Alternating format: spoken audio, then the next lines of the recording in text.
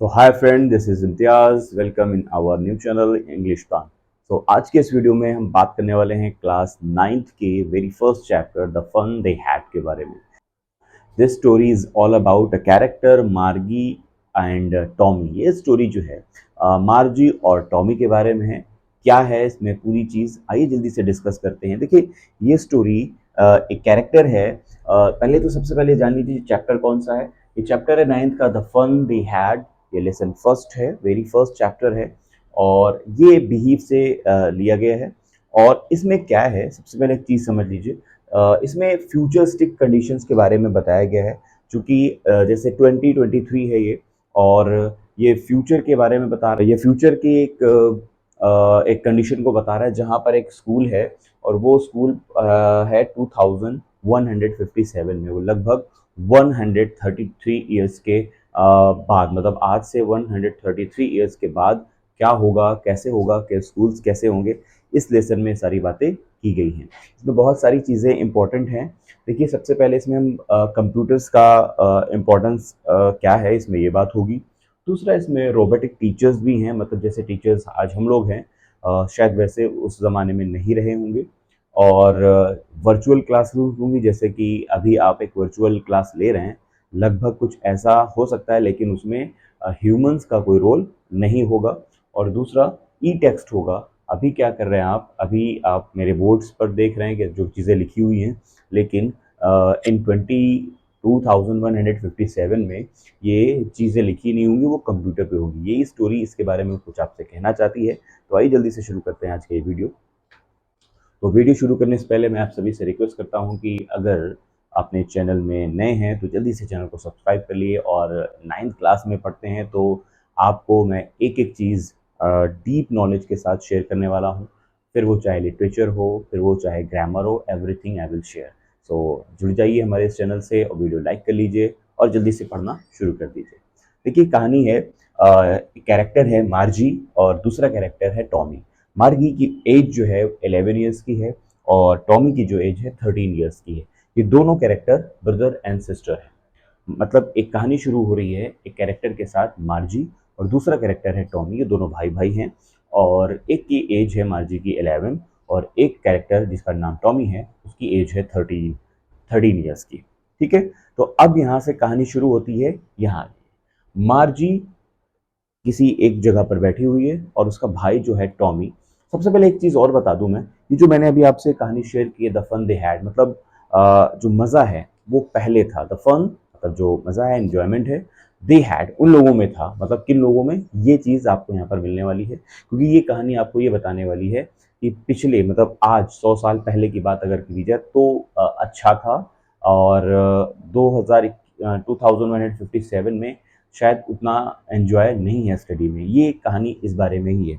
इसमें ये चीज़ें मिलेंगी आपको कि जो स्कूल्स की एजुकेशंस है, लिटरेचर का जो एजुकेशंस है, वो कैसे आज पढ़ाया जाता है और आने वाले सालों में शायद ये चीज़ें बदल जाएंगी। इसके बारे में इसकी जानकारी आपको कैसे मिल रही है, क्योंकि दो कैरेक्टर है जो मार्जी और टॉमी, ये दोनों आपस में कुछ चीज़ें शेयर करने वाले हैं, इसी के बारे में है। तो यहाँ पर देखिए, मैंने कुछ की पॉइंट्स लिखे हुए हैं, इसको मैं आपसे डिस्कस करूंगा और यही पूरी कहानी आपको डिटेल में समझ में आ जाएगी। ठीक है, आइए जल्दी से देखते हैं मार्गी और डायरी। मार्जी यहाँ पर क्या है, कैरेक्टर है जो कहीं पर है, और ये जो डायरी लिखा हुआ है, इसका ये मतलब हुआ कि टॉमी एक डायरी लेकर आता है। टॉमी जो उसका भाई है, वो एक डायरी लेकर आता है। वो डायरी बहुत जो है रैग टाइप की है, बहुत ही ट्रिंकलिंग है, मतलब फटी पुरानी सी है।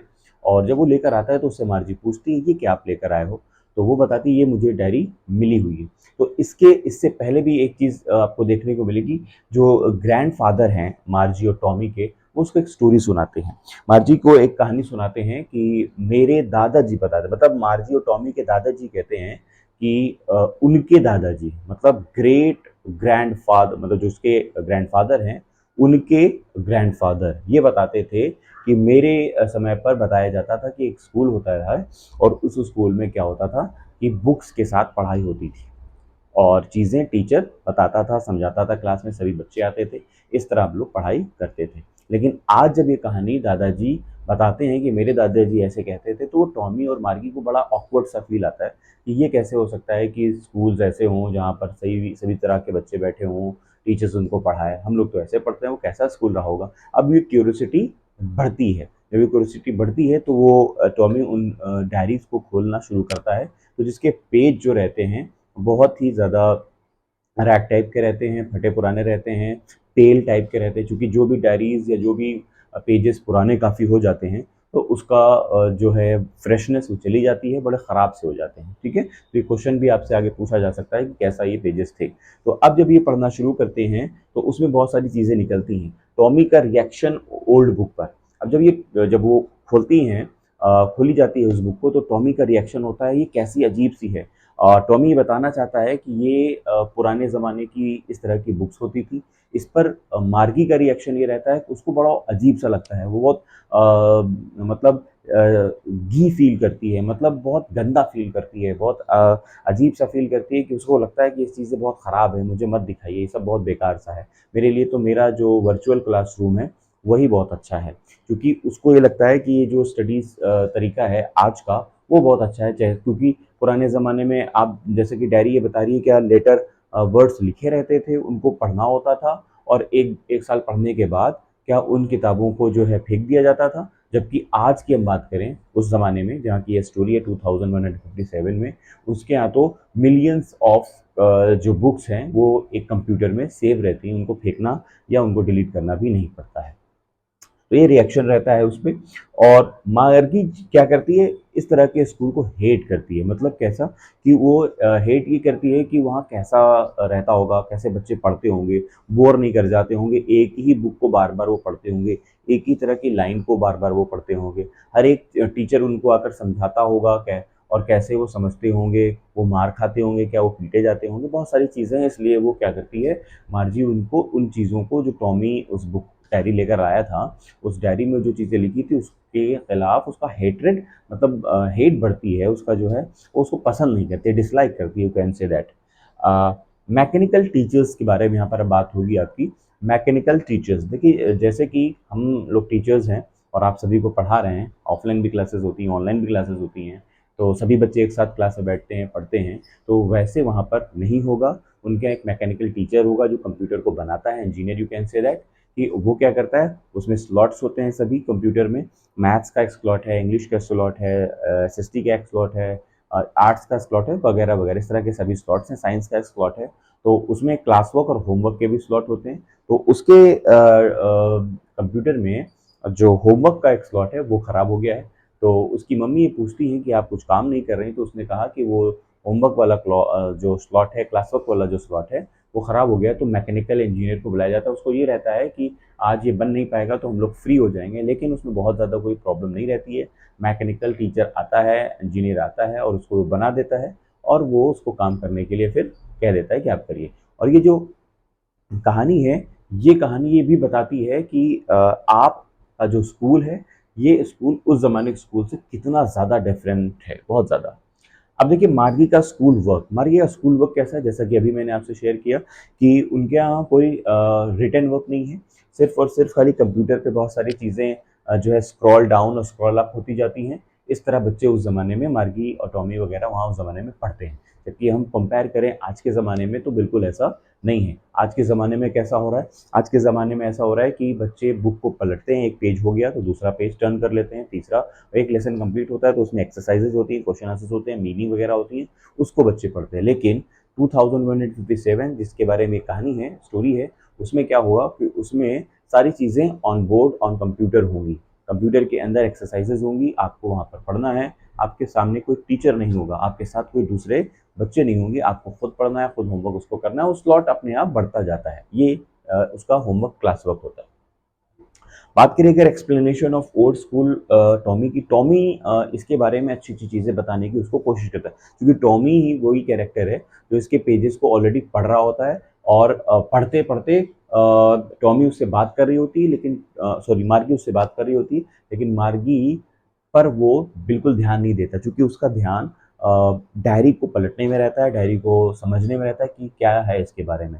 अब वो टॉमी जस्टिफाई करना चाहता है कि इसकी कुछ अच्छाइयाँ भी हैं, उस ज़माने की इस तरह की स्टडी में, इस तरह के स्कूल में अच्छाइयाँ भी हैं, लेकिन कंटिन्यूअसली मार्जी जो है वो इस कैरेक्टर को पसंद नहीं कर रही होती कि वो स्कूल अच्छा नहीं है। School time by Mrs Jones. अब यहाँ पर देखिए स्कूल टाइम पर डिस्कशन होगा कुछ नेक्स्ट पैराग्राफ में। तो आज का अगर हम स्कूल टाइम देखें, जैसे कि कुछ स्कूल 7:30, कुछ 8 o'clock या कुछ 7-8 के बीच में शुरू होते हैं, तो वहाँ पर बच्चे अपने पेरेंट्स के साथ या खुद अपना कन्वेंस से वहाँ पहुँचते हैं, है ना? मतलब घर से काफ़ी दूर होता है, काफ़ी दूर हो सकता है, कहने का मतलब है दूर होता है ओवरऑल, ठीक है? जहाँ पर बहुत सारे बच्चे आते हैं, टीचर्स आते हैं, वहाँ स्कूल होता है। लेकिन बात करें अगर इस स्टोरी के अकॉर्डिंग, तो जो उस ज़माने में स्कूल्स होंगे वो आपके बेडरूम से सटे हुए ही रूम हो सकते हैं, या उसी हाउस में कोई ना कोई एक रूम होता है जिसको आप अपना क्लासरूम कह सकते हैं। वहाँ पर एक कंप्यूटर होगा, उसी कंप्यूटर को आप अपना टीचर मान सकते हैं, उसी टीचर के अकॉर्डिंग आपको पढ़ना होता है। लेकिन स्कूल से, नॉर्मल स्कूल से हम कंपेयर करें तो बिल्कुल बिल्कुल भी डिफरेंट ये स्कूल होते हैं। अभी बात करें हम क्लासरूम की, सैटरडे और संडे में क्या होता है। जैसे आज अगर हम इंडिया की बात करें तो संडे हॉलीडे होता है, और कोई हॉलीडे अगर अलग से आता है तो वहाँ पर भी हॉलीडे आपको मिलता है। लेकिन बात करें अब्रॉड्स की, तो वहाँ पर ज़्यादातर 2 हॉलीडेज़ मिलते हैं आपको, संडे को भी मिलता है और सैटरडे को मिलता है। तो इस तरह उनके यहाँ पर इस कहानी के अकॉर्डिंग सैटरडे और संडे हॉलीडे डिक्लेयर होते हैं, ठीक है। अब बात करें हम फ्रैक्शन चैप्टर की, तो अब ये है कि जब वो अपना इस कैलकुलेशन को सॉल्व करते हैं, जैसे किसी भी फ्रैक्शन को, उनको जिसको हिंदी में भिन्न कहते हैं, तो वो मार्जी ये सेटिस्फाई करना चाहती है अपने आप को कि बहुत आसान मटेरियल, बहुत मेथड होता है कंप्यूटर से पढ़ने का। और चूंकि इसमें क्या रहता है, बहुत कैलकुलेशन बहुत जल्दी हो जाता है।